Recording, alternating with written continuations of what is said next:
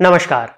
स्वागत है आपका प्रोफेशनल एस्ट्रोलॉजी पर। मैं यशराज तिवारी आज आप सभी के सम्मुख उपस्थित हुआ हूं जून 2024 के मासिक राशिफल को लेकर।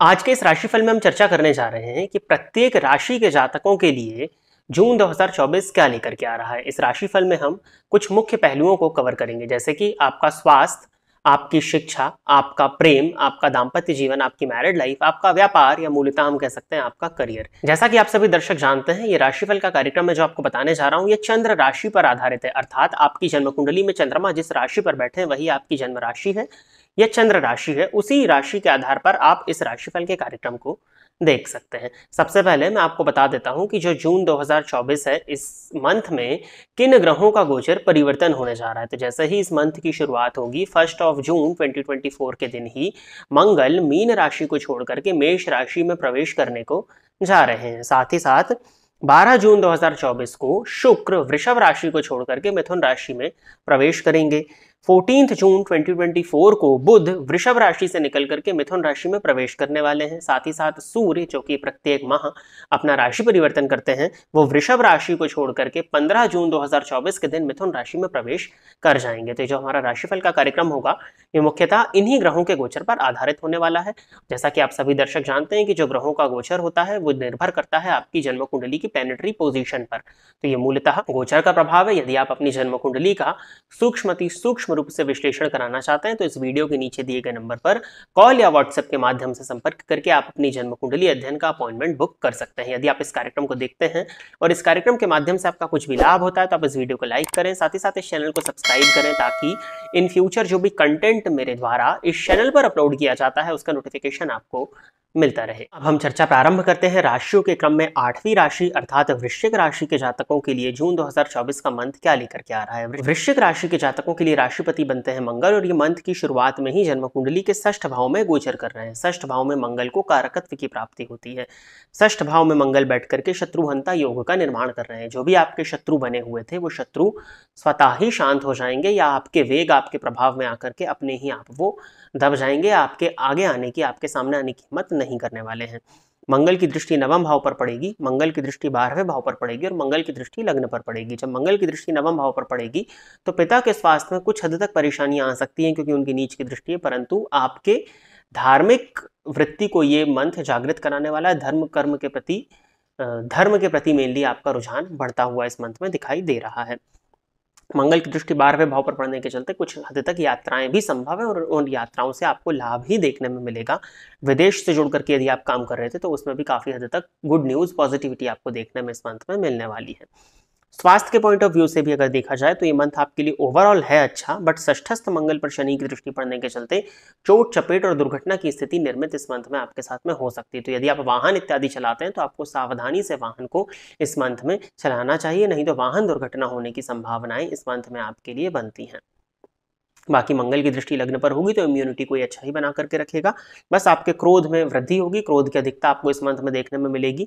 थोड़े से काम आपके धीमी गति से होंगे और आपके अंदर इम्पेशेंसी आपको देखने में मिलेगी। तो बस पेशेंट बने रहिएगा, धैर्य के साथ में यदि आप इस मंथ में आगे बढ़ते हैं तो कहीं कोई परेशानी नहीं है। राहु की दृष्टि लग्न पर पड़ने से जो कन्फ्यूजन हो रहे थे, गुरु की दृष्टि भी अब लग्न पर है, तो कन्फ्यूजन में काफी हद तक कमी आपको देखने में मिल जाएगी।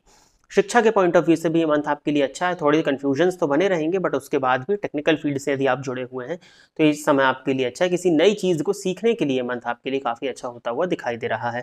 लव लाइफ के पॉइंट ऑफ व्यू से भी ये मंथ आपके लिए काफी अच्छा है। स्पेशली 12 जून तक लव लाइफ के पॉइंट ऑफ व्यू से मंथ आपके लिए बहुत अच्छा होता हुआ दिखाई दे रहा है। आपका कोई भी लव रिलेशनशिप मैरिज में भी कन्वर्ट हो सकता है, या आपके प्रेमी के साथ में आपका एक बहुत अच्छा समय व्यतीत होता हुआ दिखाई दे रहा है। प्रेमी के साथ आप कहीं इस मंथ में घूमने के लिए भी जा सकते हैं। तो ओवरऑल लव लाइफ के पॉइंट ऑफ व्यू से भी वृश्चिक राशि के जातकों के लिए मंथ अच्छा है। दाम्पत्य जीवन के पॉइंट ऑफ व्यू से देखा जाए तो पत्नी की भावनाओं का सम्मान करिएगा। 15 जून के बाद में ओवरऑल आपकी मैरिड लाइफ को मैं ठीक होते हुए देख रहा हूं, बट उस तब तक पत्नी के स्वभाव में कुछ हद तक अहंकारत्व की वृद्धि होगी, और आपके स्वभाव में भी क्रोध की दिखता दिख रही है। तो बस क्रोध पर नियंत्रण रखें।